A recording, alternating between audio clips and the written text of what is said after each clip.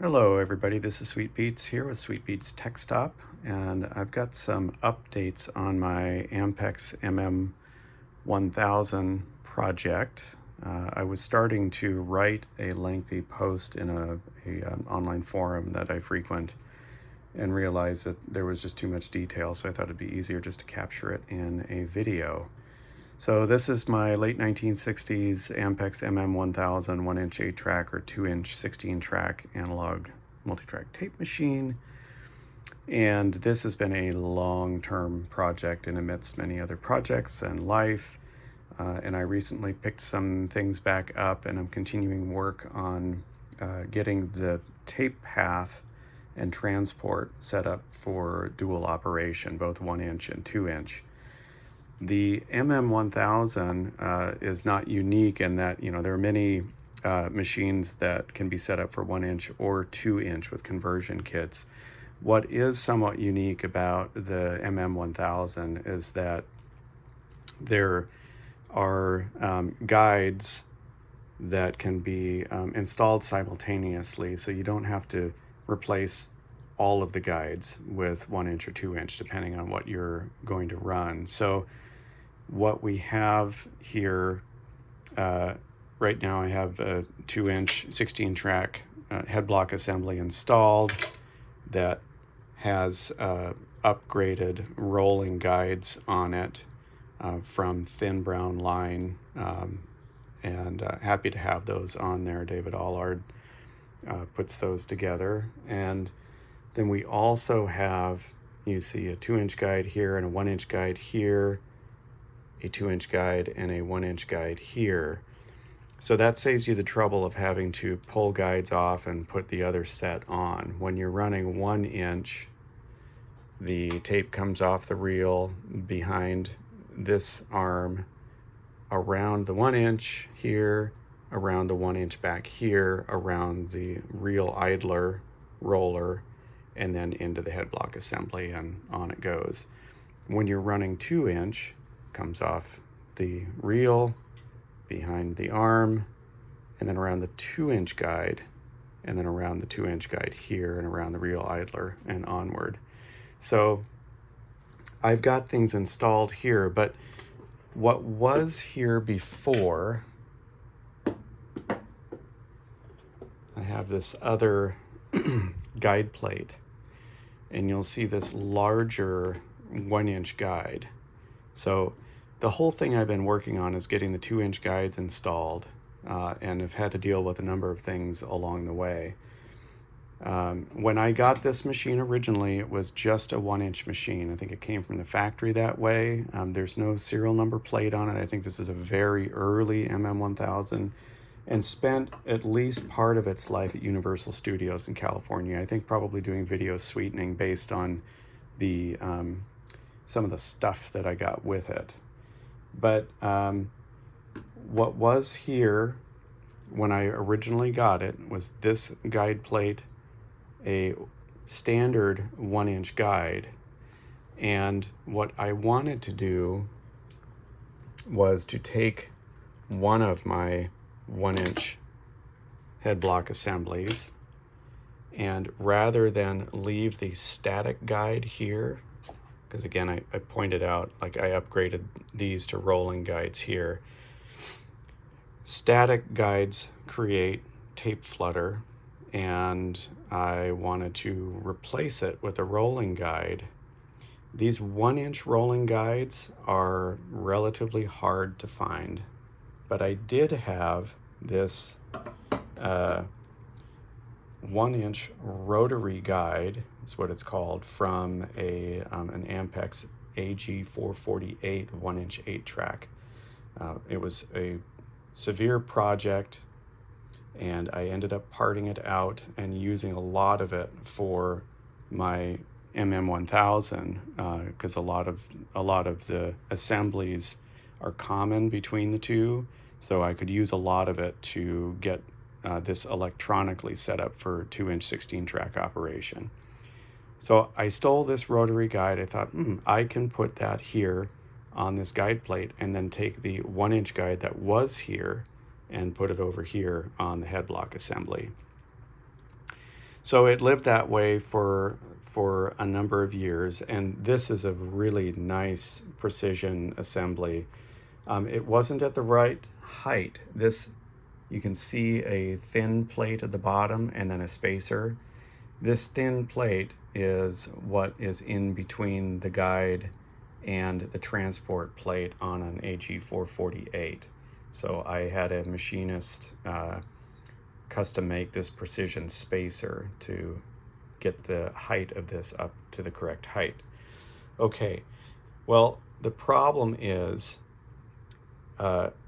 because I did that, and it was, let's see, I think it was actually sitting, yeah, like this. The problem is, here is the original hole for the 1-inch guide, like here, and then this is actually using the mounting hole for the 2-inch guide. So can't fit the 2-inch guide here. You can maybe faintly see the circle imprinted on here from the 1-inch guide that was here.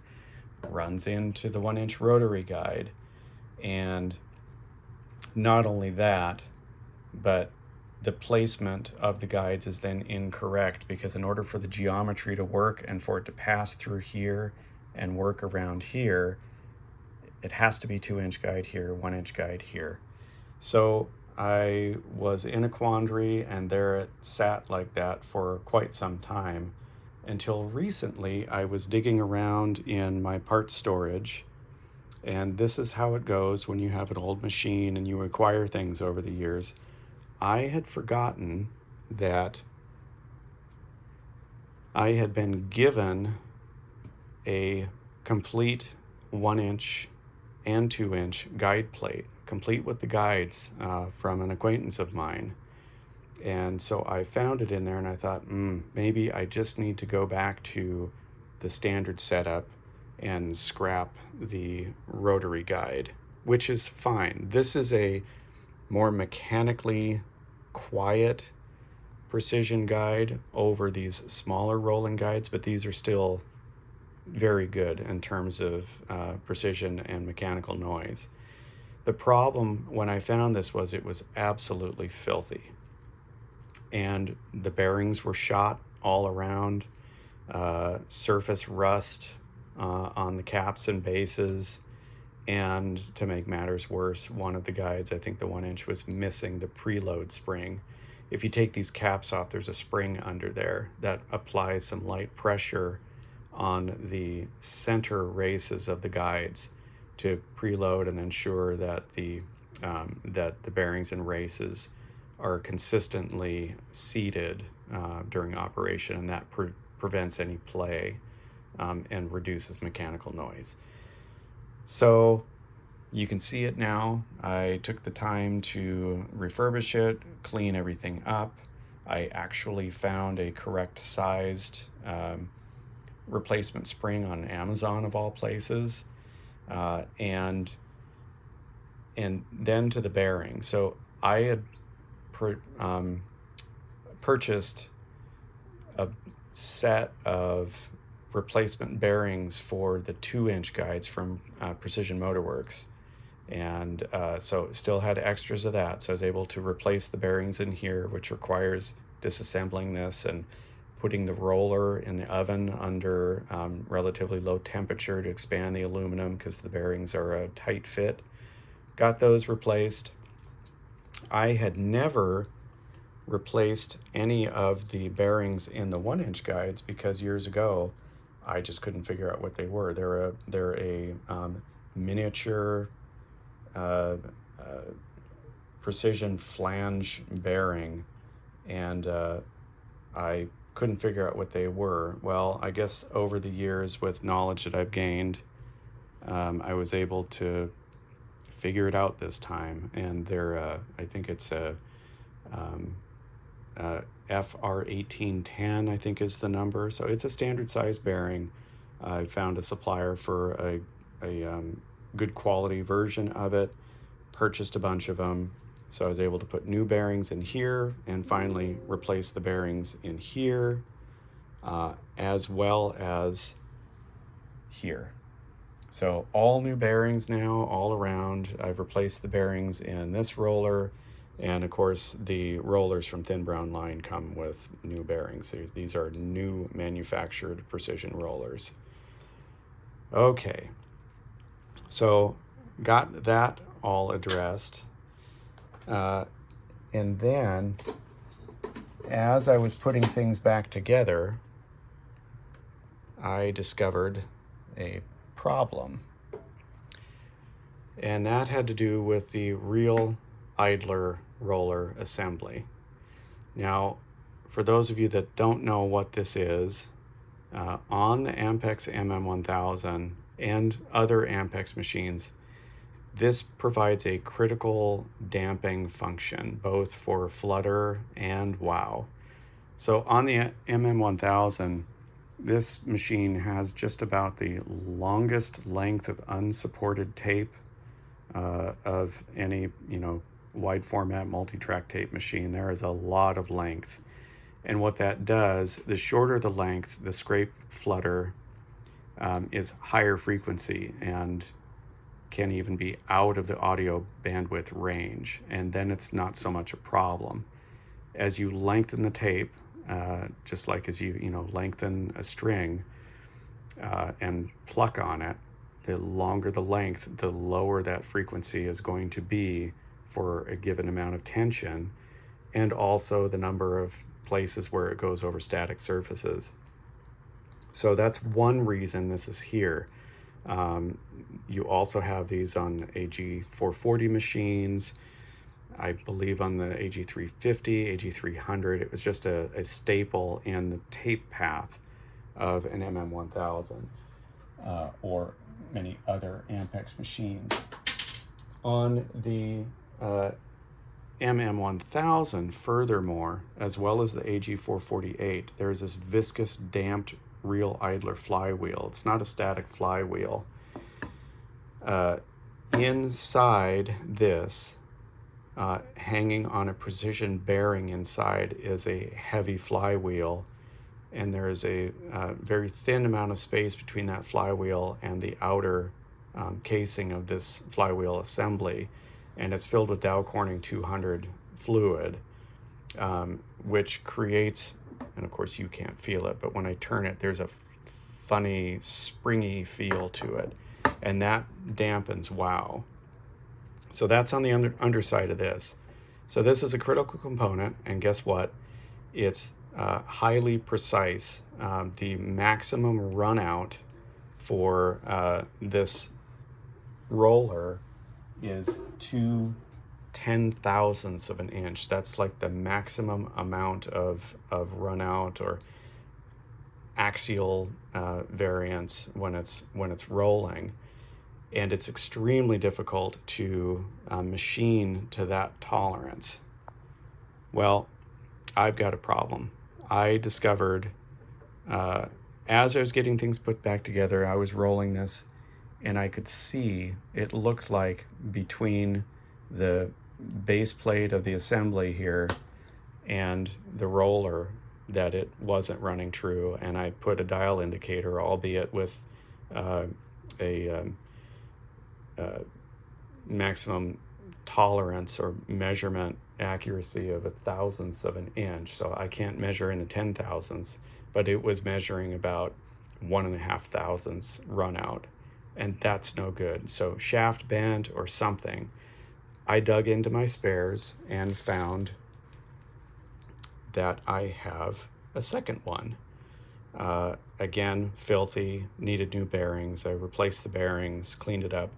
But this has, and you can probably see it, this has a substantial wear pattern worn into it from 1-inch tape. So this will only work with 1-inch tape at this point. It appears to be running true, at least as well as I can measure with my dial indicator, which is only accurate or precise to 1,000ths of an inch. But it appears to run very true, but I can't run 2-inch tape on this. So that's a huge problem. Can't go out to the store and buy these. It's very difficult to find machine shops that are willing to or are able to resurface something like this to the tolerance required, that 2/10,000ths of an inch. But I connected with somebody through the Ampex list online who has the knowledge and potentially has the equipment to do this. And so I'm going to send this one and this one to him. He actually lives relatively local to me, and we're going to experiment and see if we can do it. So that's still pending, but that's come up just in this process of, what do I do about these guides here? The last thing in all of this, as we continue on the tape path and go around the counter roller, there is then this static guide, and then the tape sits behind this arm right here and then off to the take-up reel. And, as you can see, here's the 1 inch. And I was like, oh my gosh, did I never find the 2 inch? And what am I going to have to do there? And continue to dig around in my spares. And apparently at some point over the years, somebody sent me the 2 inch, and it appears like I cleaned it up at that point. So this is what happens when you have a long-term project that goes for years and years and years, and you get onto other things and forget what you have. And sorry for the shaky camera. I'm not a videographer. We're just nerding out a little on the MM-1000. So that's it. Those are the updates. We'll collaborate with my acquaintance and see what we can do here, and then we'll update later on. So thanks for watching, and we'll catch you next time.